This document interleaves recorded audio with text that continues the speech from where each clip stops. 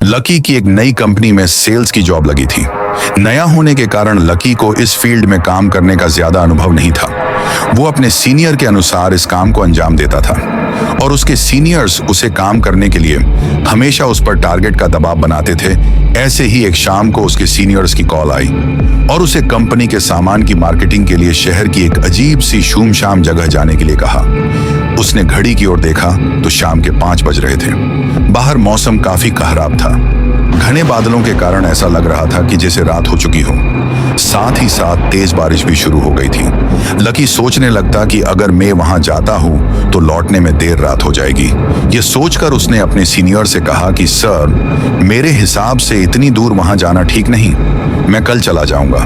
दूसरी ओर से उसका सीनियर गुस्सा होकर बोला, देखो, सेल्स वाले बंदे समय नहीं देखा करते।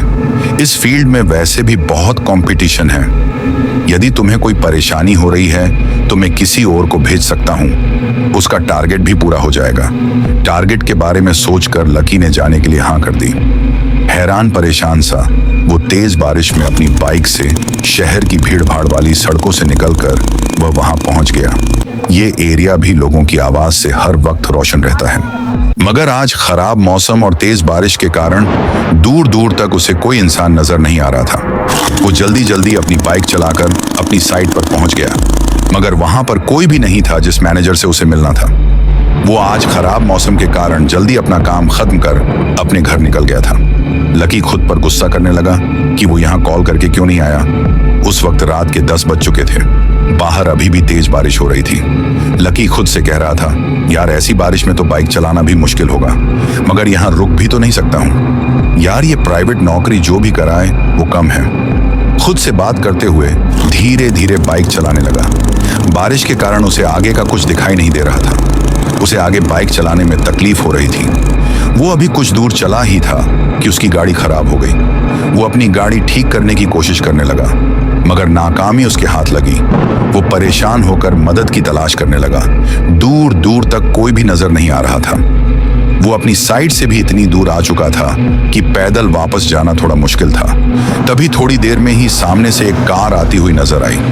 लकी के चेहरे पर आई हुई परेशानी कुछ हद तक कम हो गई थी। अब उसको विश्वास हो गया था कि उसे मदद मिल जाएगी।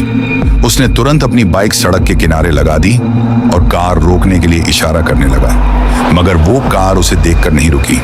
तो लकी के चेहरे पर निराशा आ गई और फिर कोई साधन तलाश करने लगा।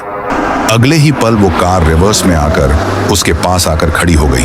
उसे हैरानी हुई कि जो कार अभी बिना रुके चली गई अचानक से पीछे क्यों आई। जैसे ही कार उसके पास आकर रुकी, सड़क के किनारे लगे लैंपों की हल्की रोशनी में उसने देखा कि कार की हालत बहुत ही खराब हो चुकी थी।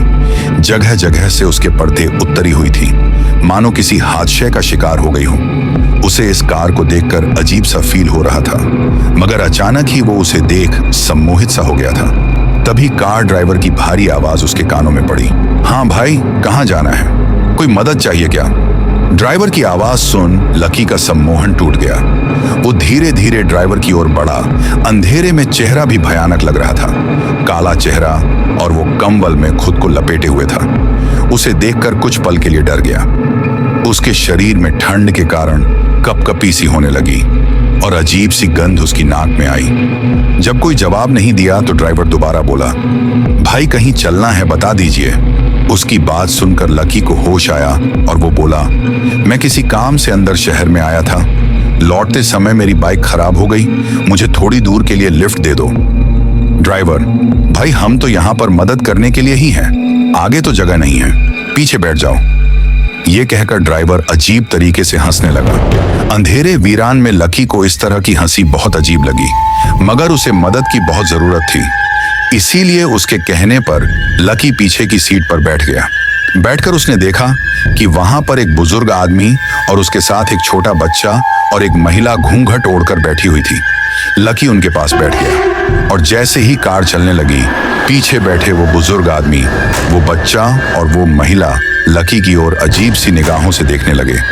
उनकी सफेद आंखें लकी के मन में भय पैदा कर रही थी। जब से वो इस कार के पास आया था, तब से अजीब सी गंध उसकी नाक को परेशान कर रही थी।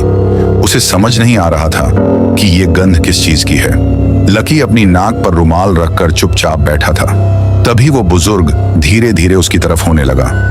जैसे वो पास आ रहा था, वो बदबू बढ़ती जा रही थी, साथ में ठंड भी बढ़ रही थी। लकी ने गौर से देखा तो बुजुर्ग व्यक्ति का चेहरा भी बिल्कुल सफेद था। चेहरे पर ढेर सारी झुर्रियां और आंखें इतनी काली मानो आंखों की जगह गड्ढे हों। उस पर लगे हुए चश्मे की गिलास टूटी हुई थी। लकी डरते हुए साइड में होता गया। बुजुर्ग ने उसे कहा, बेटा कौन हो तुम? बहुत दिनों बाद इस रास्ते पर किसी सवारी को देखा है। बुजुर्ग के ऐसा बोलते हुए ही उसके साथ के सब लकी को और घूर कर देखने लगे। उन सब की आंखों में एक खालीपन सा था। ये देखकर लकी थोड़ा सा परेशान हो गया था। लकी ने सिगरेट के लिए अपनी जेब में हाथ डाला तो उसके हाथ में लाइटर आ गया। जैसे ही उसने लाइटर जलाया, वो बुजुर्ग डर कर उससे थोड़ा दूर हो गया, मगर वो अजीब सी गंध और अधिक आनी शुरू हो गई। लकी ने अपने हाथ में सिगरेट का डब्बा निकाला। वो बारिश में पूरा भीग चुका था। लकी ने गुस्से में चलती हुई कार से वो डिब्बा बाहर फेंक दिया और लाइटर अपनी जेब में रख लिया। जैसे ही उसने लाइटर को वापस अपनी जेब में रखा तो बुजुर्ग उसके और करीब आ गया और बोला, क्या हुआ बाबूजी, इस तरह परेशान क्यों हो रहे हो? कहते हुए वो जोर जोर से हंसने लगा। उसके साथ साथ वहां बैठा बच्चा और महिला भी उसके साथ जोर जोर से हंसने लगे। सभी लोग धीरे धीरे उसके पास आने लगे। बारिश में भीगने के कारण उसके कपड़े उनके शरीर से चिपके हुए थे। लकी ने ध्यान से देखा तो उन सब के शरीर पर चमड़ी का नामो निशान तक नहीं था, सिर्फ हड्डियों का ढांचा ही था। लकी बहुत डर गया। वो जोर जोर से चिल्लाने लगा। लकी को चीखते देख वो कार ड्राइवर और जोर से कार चलाने लगा। जो महिला घूंघट में थी, उसका घूंघट अपने आप हट गया। उसका चेहरा बहुत ही डरावना था। जगह जगह से जले हुए चेहरे पर मांस लटक रहा था। देखते ही देखते वो लोग खुद जलने लगे। ये अचानक से जलते हुए लोग और वो गंध और तेज होने पर लकी को समझ आ चुका था कि वो गंध किस चीज की है। वो गंध इंसानों को जलाने पर शमशानों से आती हुई वो गंध थी। लकी का डर के कारण बुरा हाल हो गया था। सारी जलती हुई लाशें लकी के पास ही खड़ी थीं। सभी लाशें लकी से चिपट गई थीं और अब लकी का शरीर भी जलने लगा था।